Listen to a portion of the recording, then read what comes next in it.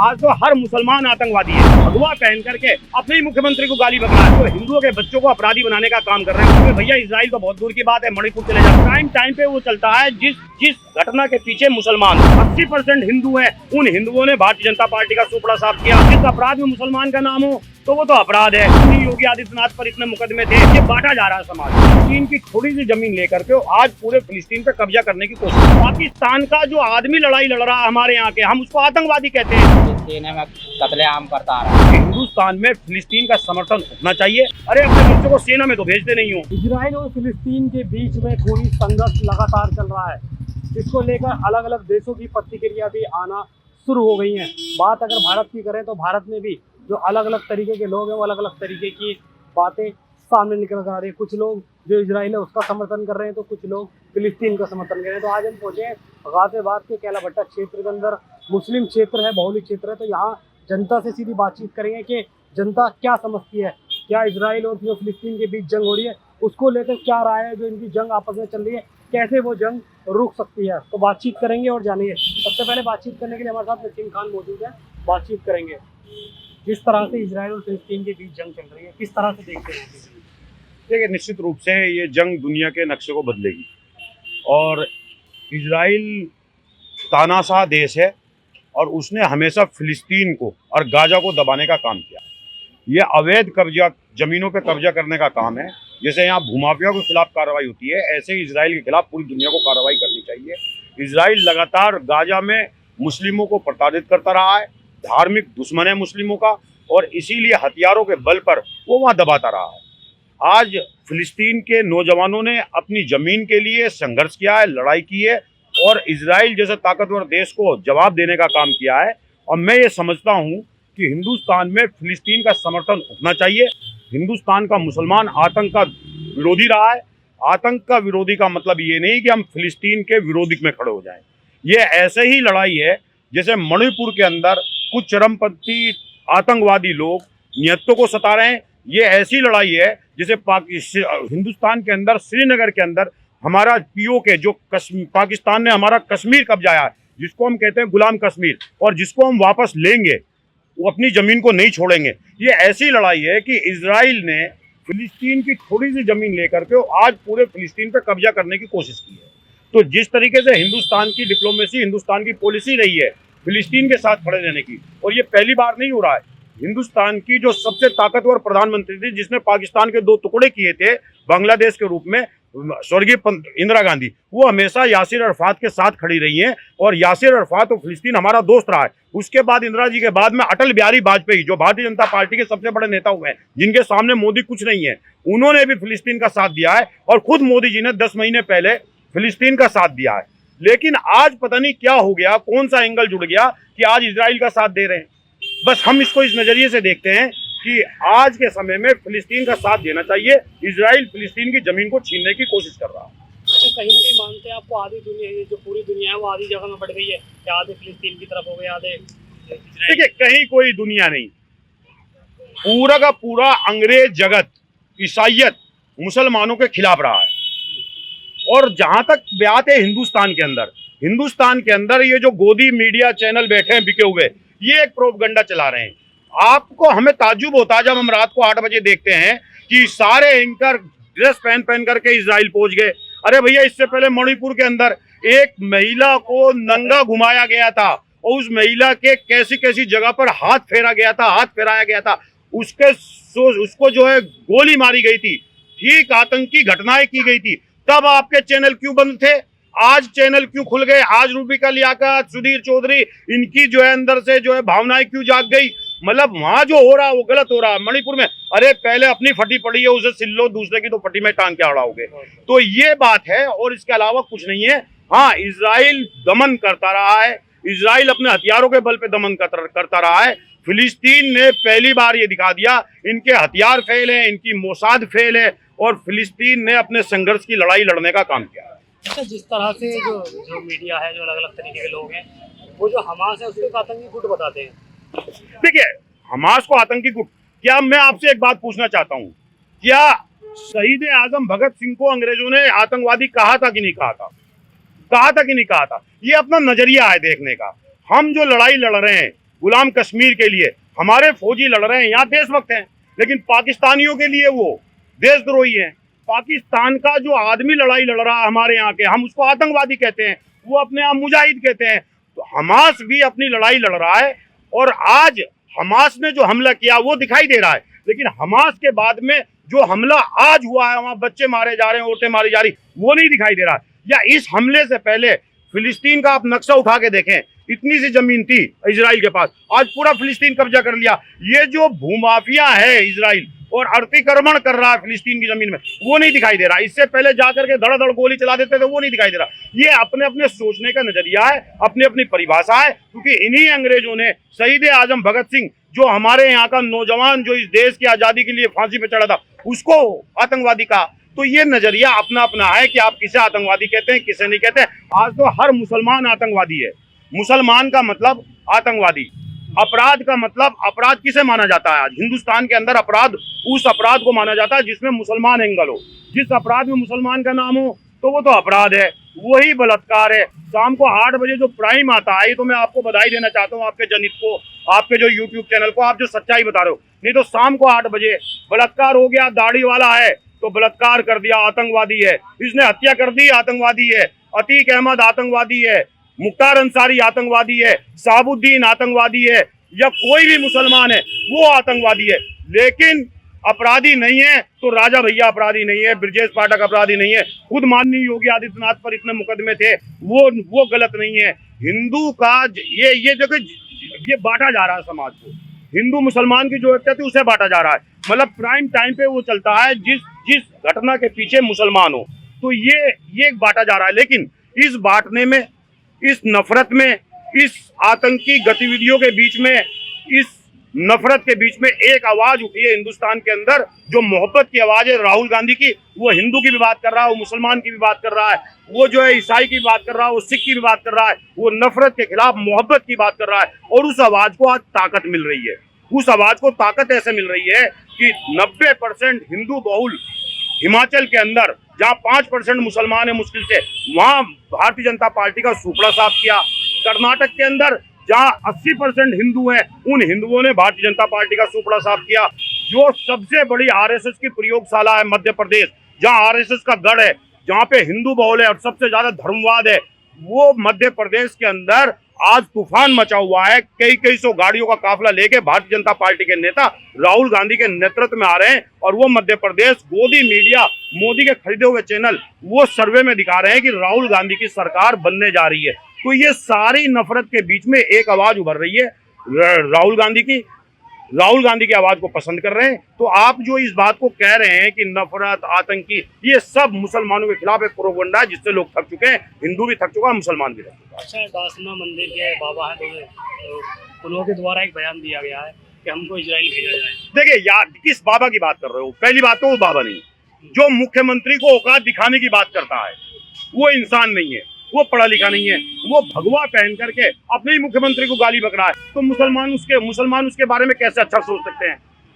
यति महाराज की बात कर रहा हूं ना, अभी 2 दिन पहले वीडियो आया था, माननीय मुख्यमंत्री योगी आदित्यनाथ को कह रहे हैं इसके बाप में दम है। तो हम तो नहीं कहते, मैं कांग्रेस का नेता हूं, उत्तर प्रदेश कांग्रेस का सचिव हूं। भारतीय जनता पार्टी से हमारी यूं लगी हुई है, और हम भारतीय जनता पार्टी को, योगी का और मोदी का खुल के विरोध करते हैं। लेकिन हम अपने सभ्यता में रह करके, अपनी मर्यादा में रह के विरोध करते हैं। हम किसी के बाप को चैलेंज नहीं करते, हम किसी की माँ को चैलेंज नहीं करते, हम किसी को गाली नहीं देते। ये लोग तो कलेक्टेड पे खड़े होकर योगी को चैलेंज कर रहे हैं, योगी से कह रहे हैं कि तुम्हारे में औकात हो तो तुम दिखाओ।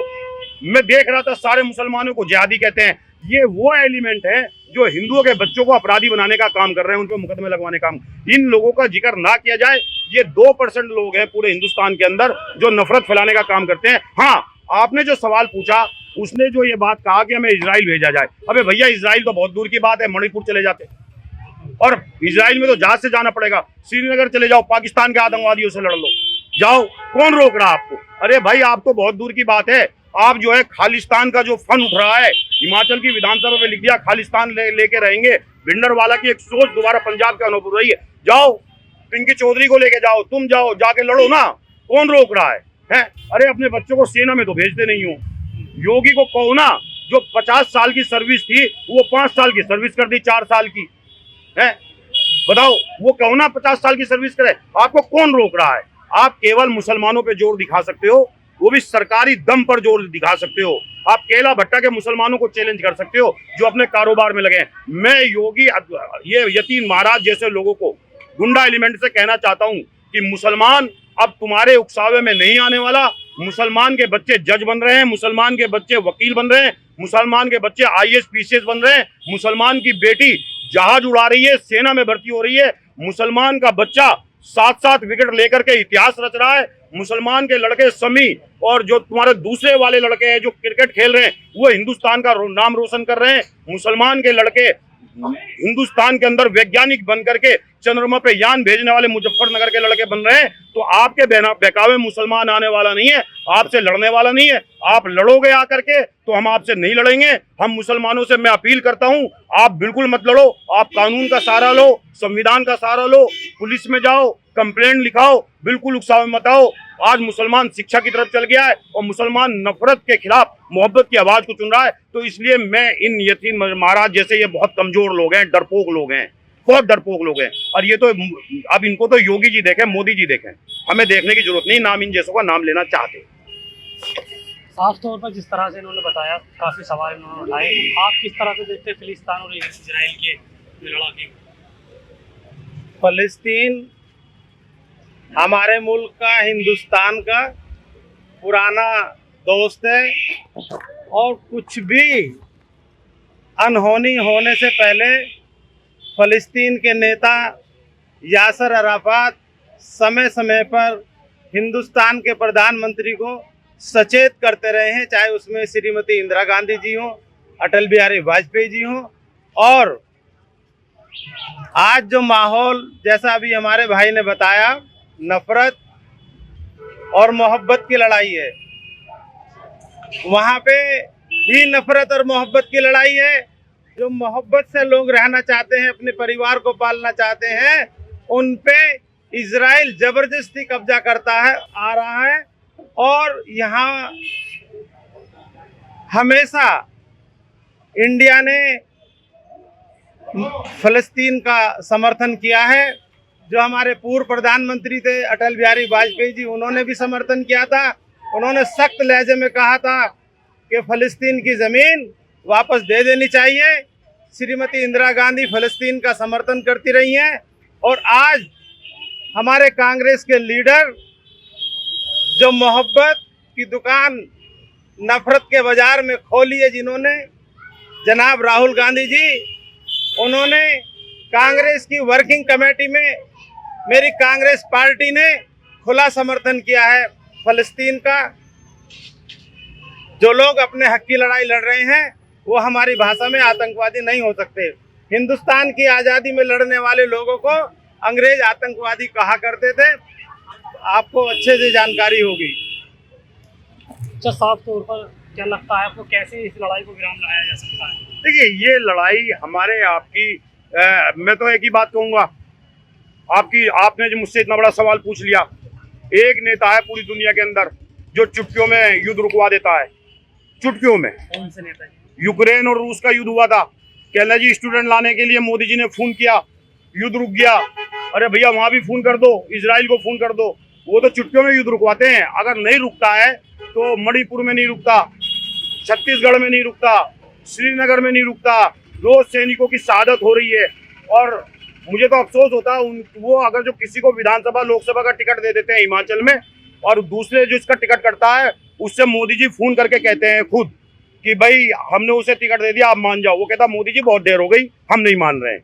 मतलब उनके यहाँ का तो नेता मान नहीं रहा। ये अंधभक्त सारे कहते हैं जी मोदी जी 1 मिनट में फोन करते हैं, युद्ध रुकवा देते हैं। तो भाई ये युद्ध तो ना तुम्हारी ताकत है रुकवाने की, ना मेरी ताकत है।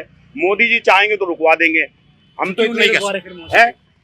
पता नहीं, मोदी जी का मोबाइल खराब हो गया शायद, मोबाइल के नेटवर्क खराब हो गए, क्योंकि स्पेक्ट्रम जो था मोबाइल के नेटवर्क का, वो मनमोहन सिंह जी के समय में स्पेक्ट्रम की बोली लगती थी और स्पेक्ट्रम मिलते थे और कंपनियां खुली थी, मशीनें थी ज्यादा और वो मोबाइल कनेक्शन थे कम, तो आराम से मोबाइल होते थे। अब देखो, आप रोज फोन मिलाओ और फोन 5 मिनट की कॉल में 3 बार ड्रॉप होती है, क्योंकि सब एक ही कंपनियों को बेच दिया गया। मशीनें हो गई कम और मोबाइल के कनेक्शन हो गए ज्यादा। शायद उसी बीमारी में मोदी जी का मोबाइल जकड़ा हुआ है, वो खून तो मिलाने की कोशिश कर रहे हैं, तो कभी इजराइल को मिलाते हैं, कभी हमास को मिलाते हैं। कॉल ड्रॉप हो रही है। जिस दिन वो कॉल लग गई हमास को या उसको, उस दिन मोदी जी युद्ध रुकवा देंगे, पक्का मैं गारंटी दे रहा हूँ। अरे मोदी जी, अरे अंधभक्तों, भाई ये कश्मीर का युद्ध रुकवा लो, मणिपुर का युद्ध रुकवा लो, तुम्हारे यहाँ कत्लेआम मचा पड़ा है, छोटी छोटी बच्चों के साथ बलात्कार हो रहा है, उनका ही रुकवा लो। अरे सिलेंडर सस्ता कर दो, 1100 का, 100 रुपए की सीमेंट, क्या युद्ध बुद्ध की बात कर रहे हो? यहाँ तो भूखा मर रहा आदमी। 100 रुपए का सीमेंट होता था 2014 में, अब 300 रुपए का सीमेंट है। 65,000 की स्कूटी 1.25 लाख की स्कूटी हो गई। 65 रुपए का तेल 100 रुपए का हो गया। सरसों का तेल 60 रुपए का 200 रुपए का हो गया है। हर चीज में महंगाई बढ़ गई, लोग ईएमआई नहीं भर पा रहे हैं, नौकरियां छूट रही हैं। अरे मोदी जी इन्हें संभाल लो, युद्ध पुत तो बहुत दूर की बात है। अच्छा, जिस तरह से मोदी जी ने समर्थन किया इजराइल का, इसको किस तरह से देखते हैं? देखिए सीधा सीधा एक बात है, ये आज का समर्थन नहीं है, ये समर्थन तो अंग्रेजों का भी करते थे। सावरकर किससे पेंशन लेते थे? अंग्रेजों से। किसकी मुखबरी करते थे? अंग्रेजों की। किसके खिलाफ करते थे? क्रांतिकारियों के खिलाफ। करते थे कि नहीं करते थे? तो ये नया इनका समर्थन नहीं है। इस देश का मुसलमान और इस देश का बहुत बड़ा हिंदू तबका, हिंदू और मुसलमान अंग्रेजों के विरोध पहले भी थे और आज भी है। केवल एक जमात हिंदुस्तान के अंदर ऐसी है जो भारतीय जनता पार्टी से पैदा हुई है, वो अंग्रेजों के समर्थन में पहले भी थी और आज भी थी। और अब तो इस जमात का एक चीज एंगल आ गया, जहां मुसलमान है वो इनके खिलाफ है। लेकिन अफसोस इस बात का यह है, ये गली मोहल्ले के आरएसएस के लोग समझ नहीं रहे। इन्होंने अपने घर में मुसलमान दामाद रखे हुए हैं, मुसलमानों से शादी करते हैं और इनको विरोध में कहते हैं मुसलमानों को मारो। इन्हें समझना चाहिए कि अगर तुम मुसलमानों के बारे में लव जिहाद की बात करते हो, सब चीज की बात करते हो, तो भाई आप एक काम करो, तो आप मुख्तार अब्बास की और शाहनवाज की बीवी को छुड़वा दो। सबसे पहले उनकी हिंदू है। आप अगर जो मुसलमान की बच्ची की 3 तलाक की बात करते हो, उसका शोषण नहीं होना चाहिए, तो शोषण जसोदा बहन का खत्म होना चाहिए, जिसे बिना तलाक के भेजी हुई। यही तो हमें कमी हम बोल देते हैं खुल करके। यही तो गलती है। और हर मुसलमान को सियासती शऊर पैदा करना पड़ेगा, हिंदुओं से प्यार करना पड़ेगा। इस देश का हिंदू वो है जिन्होंने मुसलमानों को रोका था यहाँ पाकिस्तान जाने से, और इस देश का मुसलमान वो है जो हिंदुओं की अपील पे यहाँ रुका था। तो आज मुसलमानों को और हिंदुओं को साथ रहना पड़ेगा। ये लोग ये चाहते हैं कि हिंदू मुसलमान अलग हो जाएं और हिंदुओं और मुसलमान के बीच में नफरत पैदा करना चाहते हैं। लेकिन मैं बधाई देता हूं इस देश के मुसलमानों को कि मुसलमान दंगे फसाद से हट करके मुसलमान पढ़ाई की तरफ लग गया और कांग्रेस को अपनी पहली पसंद बनाने लगा है। तो इसलिए मैं आपसे कहना चाहता हूं, एक ही बात मैं कहना चाहता हूं कि इस गाजियाबाद के पुलिस कमिश्नरेट से बात कहना चाहता हूं कि इस गाजियाबाद के अंदर बहुत सारे गुंडा एलिमेंट जो ऐसे हैं जो हिंदू मुसलमान के बीच में खाई पैदा करना चाहते हैं। लेकिन इस गाजियाबाद का प्रशासन गुंडा एक लगा करके इस बात का इशारा करता है कि हम गुंडागर्दी पसंद नहीं करेंगे, चाहे वो मुसलमानों की गुंडागर्दी, चाहे वो हिंदुओं की गुंडागर्दी हो, हम गुंडागर्दी पसंद नहीं करेंगे। लेकिन फिर भी बहुत सारे लोग सरकार में दबाव में आकर के, सरकार के दबाव में आकर, सरकार का साथ, सरकार के संरक्षण में गलत काम करने की कोशिश करते हैं। तो मैं हिंदुओं के युवाओं से और मुसलमानों के युवाओं से इस बात को कहना चाहता हूं कि न्यायपालिका पहले जैसी नहीं रही। अब 3 साल में मुकदमे का रिजल्ट आ जाता है। कोई भी एक मुकदमा लग जाएगा, आपको नौकरी नहीं मिलेगी, आपका कैरियर चौपट हो जाएगा। किसी भी मुसलमान नेता के चक्कर में आकर के गलत कदम न उठाए, किसी भी हिंदू नेता के चक्कर में आके कोई भी हिंदू भाई गलत कदम न उठाए जिससे आपका कैरियर चौपट हो जाए। अब बच्चे 10-15 नहीं होते, 1-2 होते हैं। पहले 10-15 बच्चे होते थे, एक क्रिमिनल निकल गया, 2 पाल रहे हैं। अब तो एक ही मुसलमानों में ही 2 हो रहे हैं।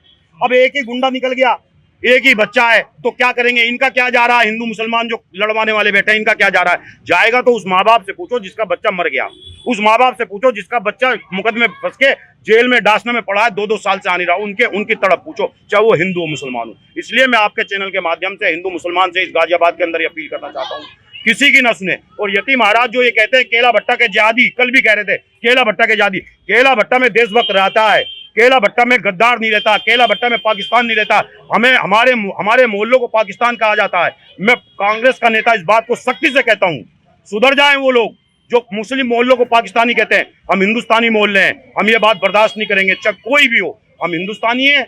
इसलिए केला भट्टा के लोग देशभक्त हैं, अमन परस्त हैं, और आप जिहादी वो हैं जो जिहादी भाषा कलेक्ट्रेट में कमिश्नरेट के और जिलाधिकारी के कार्यालय के नीचे बोल रहे हैं। जिस तरह से उन्होंने बयान दिया है, जिस तरह से मोदी जी जो समर्थन आज इजराइल का कर रहे हैं, क्या लगता है जो पहले फिलिस्तीन का समर्थन करे तब इजराइल का करने लगे? सिर्फ एक ही फंडा है, चुनाव आ रहा 2024 का। अच्छा, 2024 के चुनाव की तैयारी है। मुसलमानों को विलेन बनाओ और वोट लो, मुसलमानों को नफरती दिखाओ, मुसलमानों को आतंकी दिखाओ और वोट लो। अब ये सब समय चला गया है, मोदी जी को समझना चाहिए। अगर मुसलमानों को विलन दिखा के वोट मिलती तो हिमाचल में वोट मिलती, मध्य प्रदेश में वोट मिलती, कर्नाटक में वोट मिलती। अभी लद्दाख के अंदर राहुल गांधी गए थे, सारी सीट बीजेपी हार गई, कांग्रेस जीत गई। तो अब वो समय चला गया है। हिंदू भी इस बात को समझ गया, पेट में अन्न नहीं राम राम कहां से होगा, पेट में दाना नहीं नमाज कहां से पढ़ी जाएगी। अरे खुदा को भी तो जब याद करेगा जब पेट में कुछ होगा। कारोबार नहीं है, नौकरी नहीं है, महंगाई हो गई है, तो ये समय चला गया। अब हिंदू इस बात को समझ रहा है, मुसलमानों के खिलाफ नफरत कर रहे हैं। हमारे बच्चे हिंदुओं के साथ पढ़ रहे हैं। नफरत को कोई पसंद नहीं कर रहा है। नफरत जब तक पसंद की जा रही थी जब तक मोहब्बत की बात करने वाले नहीं थे। आज मोहब्बत की बात करने वाले राहुल गांधी इस देश के वाहिद नेता बन चुके हैं, जो इस देश में बहुत बड़ा वोट बैंक लेके चल रहे हैं। राजनीति राहुल गांधी के इर्द गिर्द घूम रही है। देश का अगर भावी प्रधानमंत्री के रूप में देखा जा रहा है तो राहुल गांधी को देखा जा रहा है। इसलिए अब नफरत की बात बंद, मोहब्बत की बात चालू। नफरती बात करने वालों का विरोध यहां से लेके वहां तक हो रहा है। और योगी जी से कहना चाहता हूं, योगी जी जो आपको अपशब्द कह रहे हैं, आपके बाप के बारे में कह रहे हैं, वो आपके सगे नहीं है। उनके खिलाफ कार्रवाई करो, उनको सबक सिखाओ। हम मुसलमान होकर के आपका विरोध राजनीतिक तरीके से तो कर सकते हैं, लेकिन हम आपको अपशब्द नहीं कह सकते। आपके पिताजी हमारे भी बड़े चाचा हो सकते हैं, मामा हो सकते हैं, फूफा हो सकते हैं। हम आपके पिताजी को क्यों कुछ कह देंगे? हम मोदी जी के पिताजी को क्यों कुछ कह देंगे? हम आपकी हैसियत क्यों दिखाएंगे? हम आपकी औकात क्यों दिखाएंगे? अरे हमें हैसियत औकात दिखानी होगी, हम वोट के आधार पर दिखाएंगे। हम वोट के आधार पर कमजोर हैं तो आप जीत रहे हैं, हम फिर भी कुछ नहीं कहते। हम आपसे राजनीतिक रूप से सम्मान के साथ मर्यादा में रहते हुए लड़ेंगे। लेकिन आपके ही साथ के लोग जो आपके ताकत से आज बोल रहे हैं गाजियाबाद के अंदर, जिनकी बोलने की हैसियत नहीं थी, वो आज जो बोल रहे हैं, वो मुख्यमंत्री के, योगी के पिताजी की औकात दिखाने की बात करते हैं। मैं उसकी मजम्मत करता हूं, उसकी मुखालफत करता हूं कि जो हमारे माननीय मुख्यमंत्री के बारे में हम मर्यादित टिप्पणी करें। हम कांग्रेसी लोग हैं, गांधीवादी लोग हैं, हम मर्यादा से बाहर निकल के बात नहीं करते। इसराइल और फिलिस्तीन का झगड़ा लगातार चल रहा है, क्या समझते हैं कैसे ये बंद होगा? ये इजराइल जो है ये बेगुनाहों पे जुर्म करता आ रहा है 70-75 सालों से। नाजायज तरीके से ये ज़मीनें दबाता आ रहा है फिलिस्तीन की, और फिलिस्तीन में कत्लेआम करता आ रहा है। लेकिन इजराइल को ये करना नहीं चाहिए, उसे समझना चाहिए कि वो भी इंसान है और भाईचारे से मिलकर रहना चाहिए, और उनकी ज़मीन दे देनी चाहिए, मस्जिद दे देनी चाहिए। जिस मस्जिद के लिए लड़ाई चल रही है उसे दे देनी चाहिए। उनने बहुत नाजायज तरीके से जुर्म कर रखा है और ये 70-75 साल से कर रखा है, इसे रोक देना चाहिए। इजराइल आज भी बम बरसा रहा है, छोटे छोटे बच्चों को मार रहा है, ये बहुत गलत है, बहुत जुर्म हो रहा है। और हमारे नरेंद्र मोदी को इस बारे में फिलिस्तीन का साथ देना चाहिए, और हमारे नरेंद्र मोदी को फिलिस्तीन के साथ खुल के आना चाहिए। मैं तो यही कहना चाहता हूँ। तो साफ तौर पर ये कहला भट्टे के लोग थे जो अपनी आवाज़ को उठा रहे थे और ये उम्मीद कर रहे थे कि जो देश के प्रधानमंत्री नरेंद्र मोदी हैं उनको भी फिलिस्तीन का समर्थन करना चाहिए। बहरहाल काफ़ी ऐसे सवाल हैं जो उन्होंने उठाए हैं और वो लोग ये यहाँ पर कहते हुए नजर आए कि जिस तरह से फिलिस्तीन और इजराइल के बीच जंग हो रही है वो पूरी तरह से खत्म हो जानी चाहिए। सोनू खान, जनहित टाइम्स, गाजियाबाद।